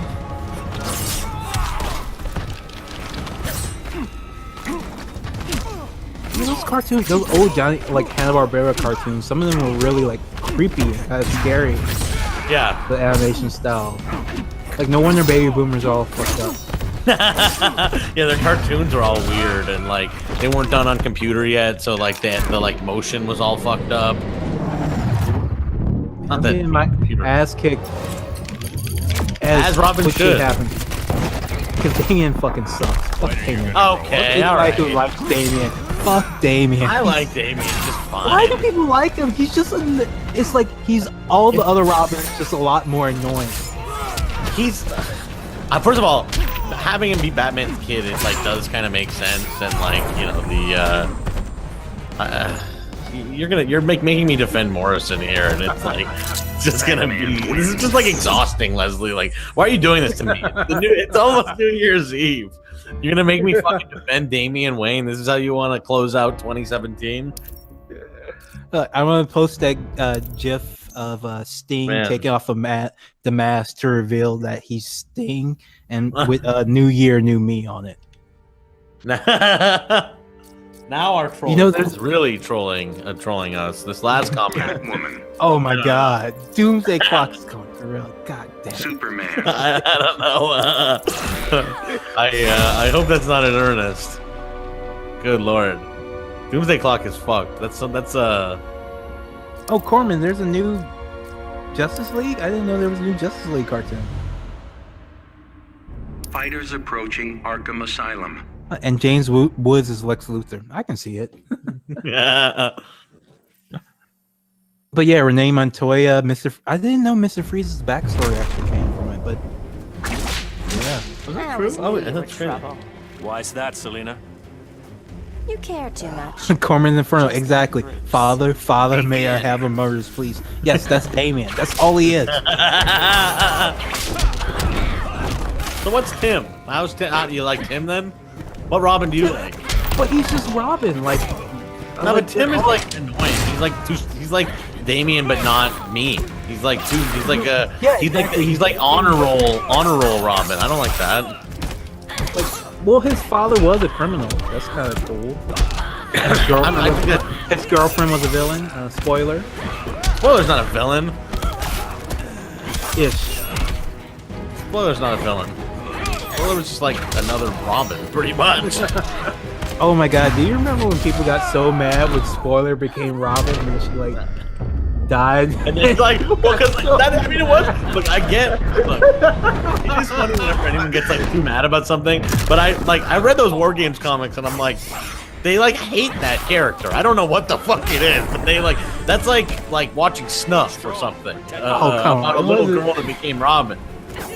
It wasn't that bad. It was like, and Leslie Tompkins was the one who killed her. That was so fucked up. Oh yeah, that was so. Yeah, well, it was like didn't Black Mask like beat the shit out of her, but then Leslie Tompkins like let her die or something. Yes, because she thought like That's it was bad. better than living as a superhero. That's so bad. It's not bad. It's kind of cool. I could see like, and then Batman tells her to leave town because if I see you again, I'm gonna, have you arrested. But he let. I mean, it's okay. Whatever. You know what? I see what you're doing here. I get it. Liking comic books? How dare I? I don't know. This you like Leslie Tompkins letting her die rather than live as a superhero. Because she saw all the shit that they go through, all the shit that Bruce goes through, all the but shit being that dead Bruce is worse puts than everyone else through. But and being she dead just, is worse like, than living, and she's a doctor. But she saw she was going to die anyway. That's how she felt. And it's just like, Yeah, that's Girl. terrible. That's whatever. Okay, that's fine. Whatever. I don't actually. You're like making me into the Spoiler fan. I don't care about Spoiler at all, to be honest with you. Those comics are bad though. And War Games is like just an imitation Cataclysm. Not nearly as good. No Man's Land, I mean. well, it was definitely Superman shorter. wins. Yeah. No Man's Land there we was go. just too long to be like really good because It was that's one weird. thing. It was like they settled in. It was like a TV show or something like that. It's a weird comic. They like really made that the status quo for like a decent amount of time. It was like a year. It was like a full year of Batman comics. Man, Captain Doomsday Cold. Clock is so bad. It's unbelievable. I mean, like, Jeff Johns. I think Jeff Johns is specifically Woman. doing it because Alan Moore was like mean about him in an interview. So like, from that perspective of that, like, it seems to me that like the whole thing is intentionally a troll. It's admirable, I guess, in that way. Except that he's just being mean to like Alan Moore, who's the best ever. Yeah. Fighters approaching Atlantis. Oh, Black Man's action figure came with power That drills. is so funny. That's That is- awesome.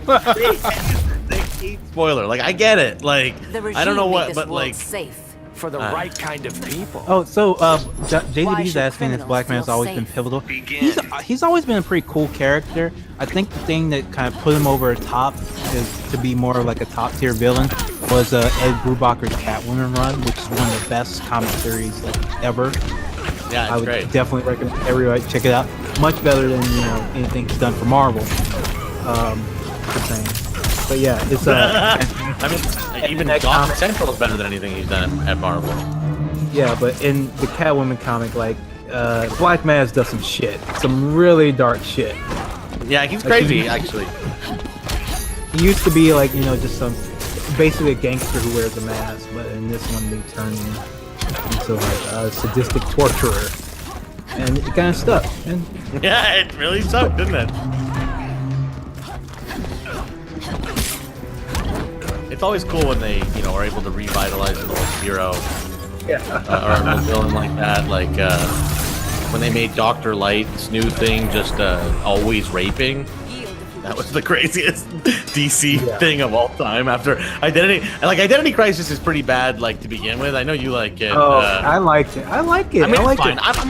it. Look, I can't clown on it too much because it like basically got me back into comics in high school. So it's like I can't say it's like bad because it, I did like it, but But the fact that after that they just made Dr. Light like show up every once in a while and be like, I've like time to rape. Like he's like was the that craziest was, move ever. That was weird. That was not good.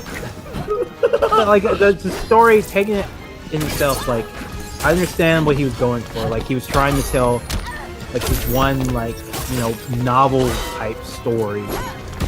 Yeah, for Jean Loring is a murderer who shrunk herself to go on Sue Dibney's brain.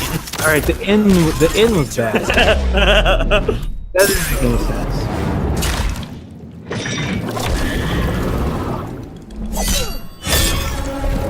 But like the fact that the reason Batman is always so paranoid is because they mind wiped him. Yeah, that's good stuff. Like everything in the beginning had a consequence. Like I like stories like that. Yeah, to actually I don't mind remember what happened. Yeah.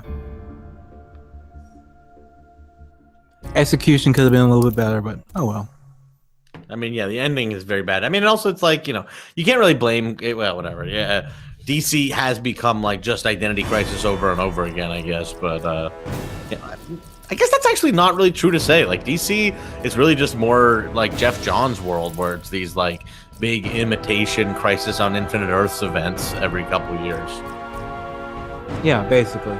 But like in between that, there's a lot of good stuff. Like I started reading the Superman. And it's so good. That Deathstroke comic by Priest. I gotta read it. So good. I gotta read it. Like Astro Jean, yeah. It's so good. It's dope. It's just like he hasn't missed a beat. Like he took 10 years all through still at the top. Gorilla City. I gotta read it. It's gonna be a real shame when we look back after the fact and see like Priest doesn't have like the output that like Alan Moore does, because even though he's nothing like him as a writer, but he presents just as fresh a perspective on comic books that it's really disappointing that he's not like the guy writing everything.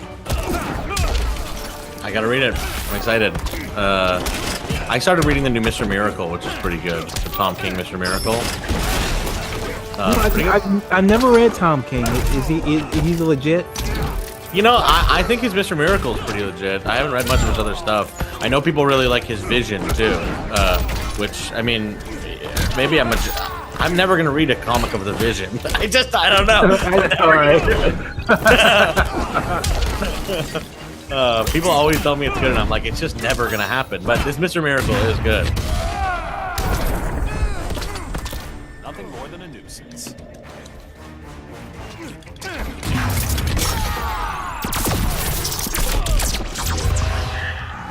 Oh well, that was a fucking waste.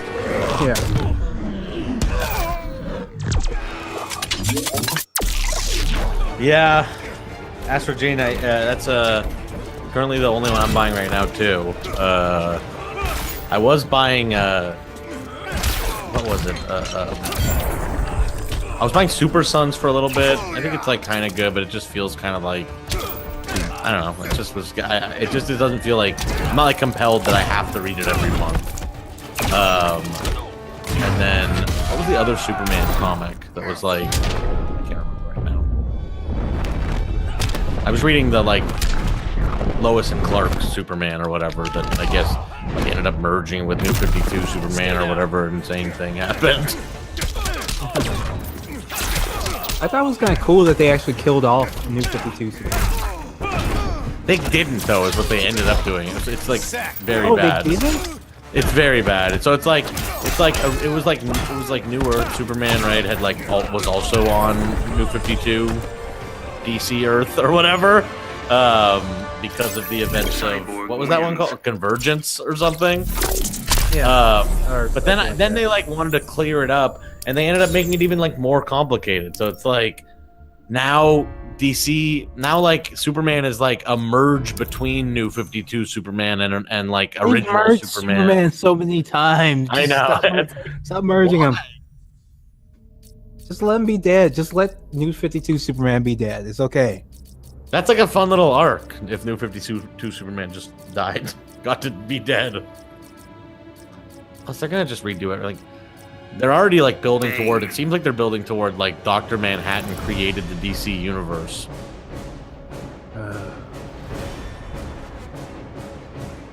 I guess the good part of this stuff is like it doesn't really matter if you just ignore like most of the shit. Like most of the comics don't really acknowledge it.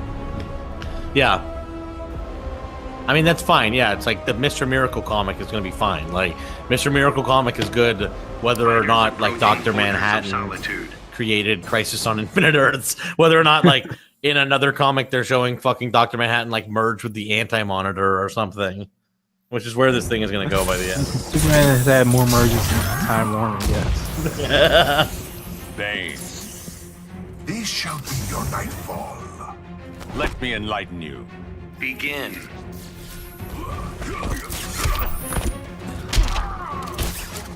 How you feeling over there, Leslie? How many more you want to do here? I'm good. I'm stoked. I'm I stoked. feel pretty. Oh, you're stoked? Yeah, I'm stoked right What the now. hell? Oh, what got you? I Even shouldn't though be it's Bane. Bane is better. Even though it's 1 a.m. I know. Good lord.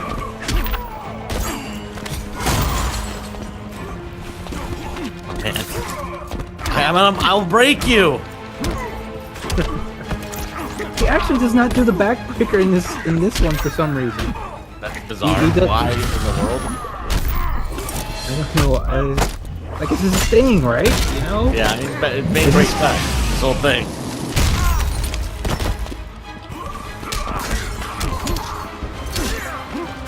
Oh, good. Like he does a DDT. That's a DDT in pro wrestling terms. That's not his finisher. It's the backbreaker. Yeah, he breaks back.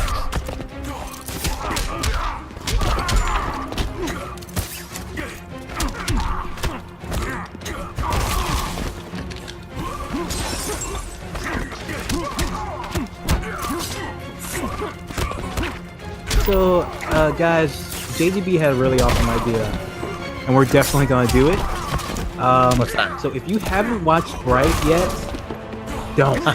Oh, we're gonna do like a watch of it or something? Yeah, we're going to do a commentary track for Bright because, Oh hell yeah. in case you didn't know, Jack is often hired to do punch-ups of scripts. Oh, big time. He actually did a punch-up of Bright. Max Landis asked for him personally. Yeah. Of course, the guy who does the punch-up. Go ahead. I'm sort of Max's sweetener. He always brings me in to sort of just like do a final pass on all his stuff. Bane wins. And so, you know, usually those people don't get to do commentary tracks on the movies because nobody really, in Hollywood, nobody really talks about the fact that like every great script you've ever watched on screen, like 75 people wrote it. Yeah, 75 to 100 people, you know, had their hands in it at the very least. If the writing credits were honest, it would be like when it gets to the VFX credits in a Marvel movie. Yeah, so we're giving you inside Hollywood stuff. So of course you can't have 75 people doing commentary track Swamp Thing. unless one of those people has a podcast like Struggle Session. And that's exactly that's why we started doing this actually. The Flash. It's actually in the Writers Guild of America bylaws. Like a punch-up writer cannot do a commentary track unless he has. Fighters approaching the Batcave. It's huge. This is gonna be huge And for so me. Finally make my voice so heard. So we're gonna do a commentary track for Bright. So if you haven't seen it, don't watch isn't it your yet. fight, Swamp You should Thing. wait until we is, drop our but it affects commentary me. episode that you'll be able I'll to tie play you up in your along in vines. sync with the Begin. movie, and you know you'll get the real inside dirt on what's going on with Bright. Yeah, I'm I really hear it's excited getting to do it. fantastic reviews, Jack. Yeah, no, a lot of people really like Bright. A lot of people really like Bright, and you know, more than anything, people really like Max. And I just I want to go on record today of all days saying that love to work with Max. I think he's a good guy, and I think he's got a bright future ahead of him. And I haven't been online in the last week or so, so if anything is going on, I don't want to know about it. I'm on holiday, okay? So I'm not checking my email. All I'm here to do is say that I stand by Max Landis. I stand by Max Landis unequivocally, no matter what. Okay. So you can clip that. You can pull that clip here, and note the date and time as well. because that's how firm I stand in my belief that Max Landis is a good guy. So we got a question in the chat room. Now we are going to give this away on the commentary, but we'll give you a little preview. So Jack, how did you come up with the line "Very Lives Matter"? Oh, how? Very Lives don't. Yeah, how did you come up with the line "Very Lives Don't Matter"? Somebody asked if you came up with it. Of course you did. Of course. Well, of course, yeah. If there's a line you love, that's a punch up. That's always going to be a punch up. And any film that you enjoy, any line that you like is very seldom written by credits. How did I come up with the Fairy Lives Don't Matter line? I was at a hate rally. I'm joking. I was not at a hate rally. I was watching videos of hate rallies. No, I mean, how did I come up with the line? Well, I observe, what's going on in our world, and I'm not sure if a lot know.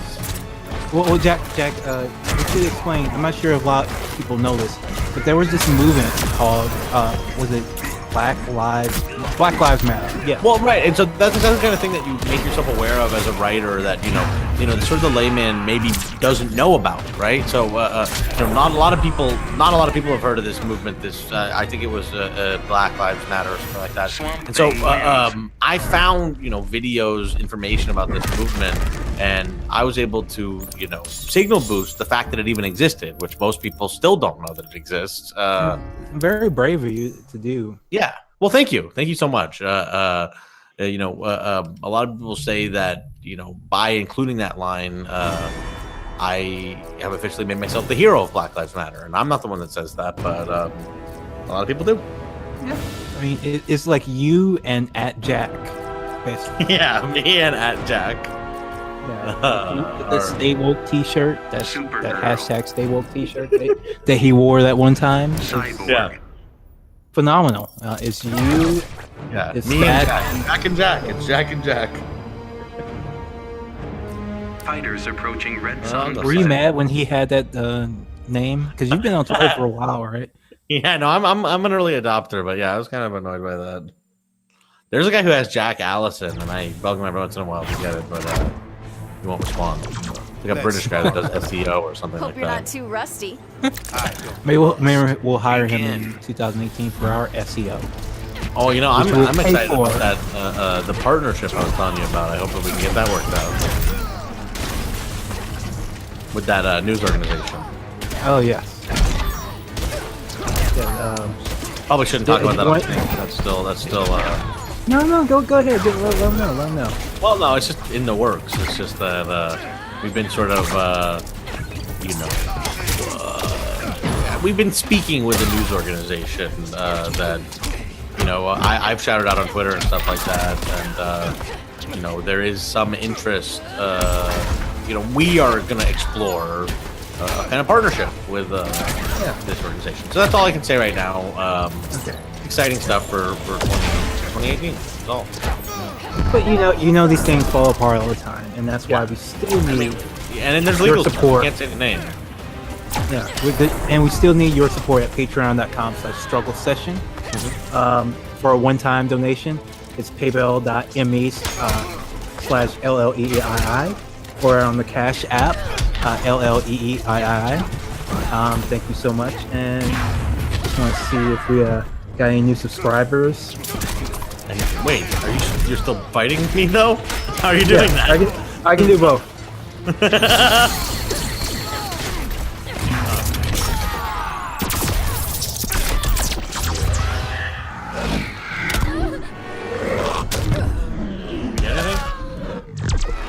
No new subscribers yet.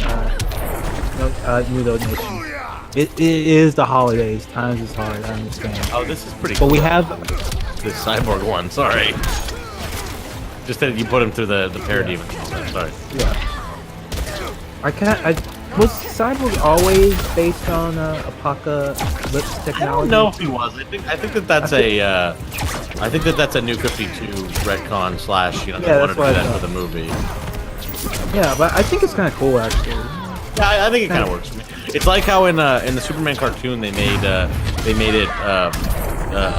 Brainiac that destroyed Krypton, and I was like, that works. Yeah. Actually, that works really well. It's the same in this game. Supergirl. Oh, really? reigns. Oh, okay, cool. They like are never clear about whether that's the case in the DC universe. You know, I like it's kind of cool, but I actually but there's something about like climate change destroyed Krypton Yeah, that you yeah. know feels a little bit more impactful and real. Even though Brainiac's okay, like, but it just feels like a safer comic book choice. But it being Yeah. climate change destroying his, And also that like they wouldn't listen and stuff. yeah. You know what, Leslie? I think I gotta go back pretty soon. Okay. My fiance is texting me, being like, "Where are you?"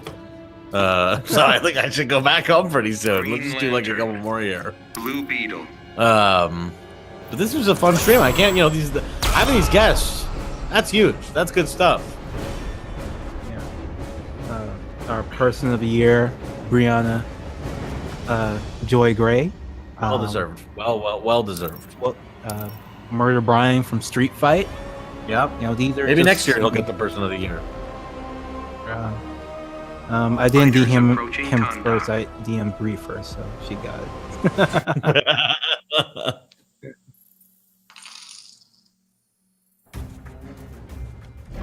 Yeah, so we've done the new layout. We've got the brushed metal. Hell yeah. We're getting there. We're getting there. We've come very far from where we started. I think we started from the bottom. Now we're here. Now we're here. Now we have the brushed metal. Now all these, like, what is it? 6 months later, now I watched a tutorial on YouTube on how to do Photoshop, and now here we are. Some 15-year-old was like, here's how to do a Twitch overlay.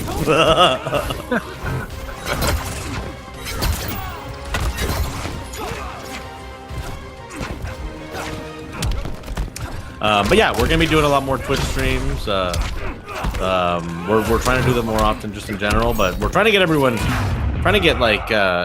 up to just be able to do them from home and stuff. More relaxed Twitch streams. I gotta get back to my Star Wars by committee too. I haven't been playing too much of it because I want to make sure the committee gets in their picks. I'll be doing more XCOM. Hopefully, next time you see me play, I won't get squad wiped. That sucked. That sucked, but I think it was entertaining. I'm gonna start doing some squads in PUBG with our old friend Artie Physio, and you'll probably watch us get squad wiped.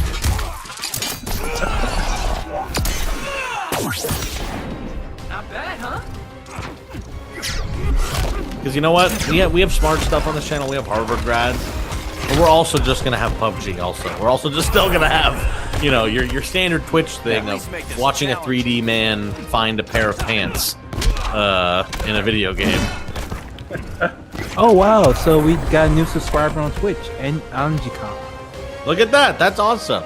Blue Beetle. Thank you. Thank you so much. Now Twitch should thank you too because they keep having money. But we appreciate it. Thank you so much. Especially if you have Amazon Prime. Yeah. And most people have Amazon Prime now. You don't have a choice if you want to have anything. If you want to have food, shelter, you need Amazon Prime. So you can use that, but you have to do it every month. But you just click the subscribe button on Struggle Session, and that's it. You get a month subscription to Struggle Session, and we'll have some bonuses for people shortly. Well, the bonuses we're gonna have, I think you get like emojis and things like that, and then you can use them in other channels. So we're gonna have to figure out what would be like cool emojis to have. Yeah, hammer and sickle, obviously. I mean, I think that people probably have that one somewhere else, but we're gonna have to figure something out. On Twitch? No. Maybe you're right. Actually, maybe that's the first one we should do. Yeah. Okay, that makes sense. All right. Well, should we just call it there then? Should we just make that let's go to full screen. Let's recap here a little bit. So what happened tonight? We had some wonderful guests. We had a very successful telethon. I think we got new subscribers. But most of all, I think we educated people.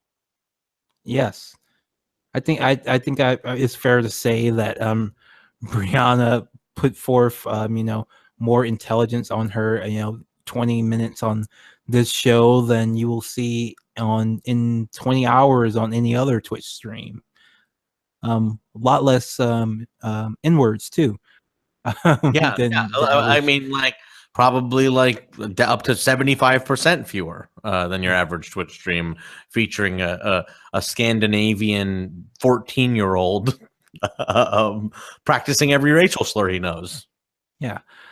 We had Murder Ryan, the godfather of all this, you know, the OG, the Walt Street Disney Fight Radio. The Walt Disney. The Walt Disney of Kratom. You're not. I feel like you're not going to be able to say that anybody is the Walt Disney of anything pretty soon once they get their hands on the IP law a bit more. Yeah. The Walt Disney of. I'm looking forward to them. I'm looking forward to them rebooting Walt Disney. They're just gonna bring him back. They'll suddenly be like a new Walt Disney, but his face is like kind of weird in CG, like Carrie Fisher at the end of Rogue One. Like you can only like kind of barely tell it's not really Walt.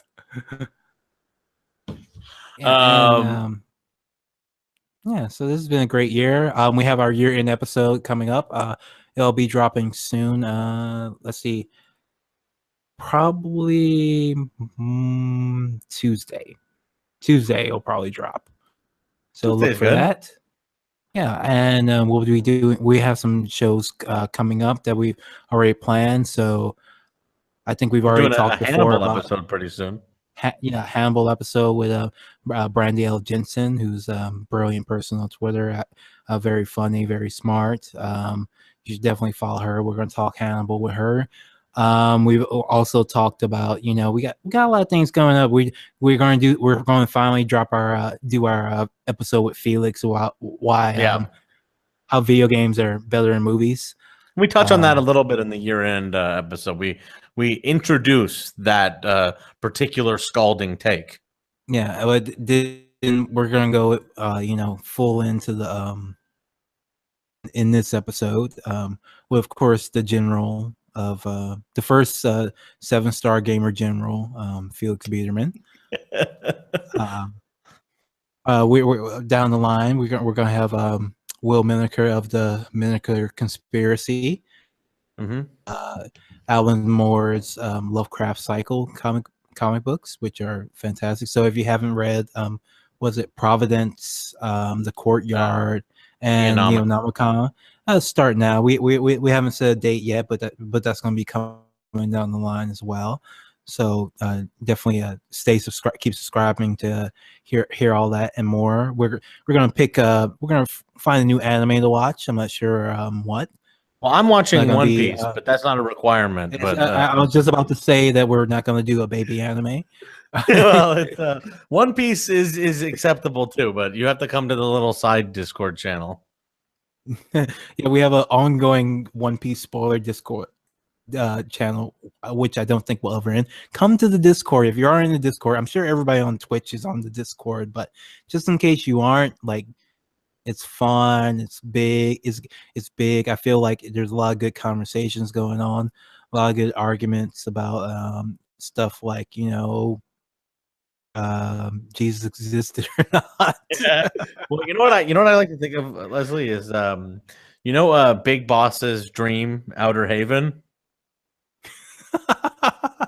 I kind of like to think of the Discord as an Outer Haven for posters. Yes, exactly. Like it's much more fun posting there than almost anywhere else.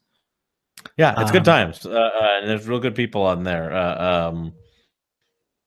You should do an episode with Kushbomb about why video games are better than movies. He would leave the room. is the problem? He wouldn't be able to handle our scalding and correct takes. Yeah. I'm sorry. There's no way that we're gonna have that damn filming loving, gad on here to shit on video games. I'm sorry. I will not stand for it, sir. Also, in Well, this that's political the- climate, in this current political climate, I think it's a little bit fucked up to like movies. Yeah, I'm just saying. 2007 Yeah. and it's 2018 and you still like movies? Couldn't be me. Yeah, yeah, but yeah, okay, yeah, but not. Yeah, you do you, but you're not gonna find me liking movies in 2018.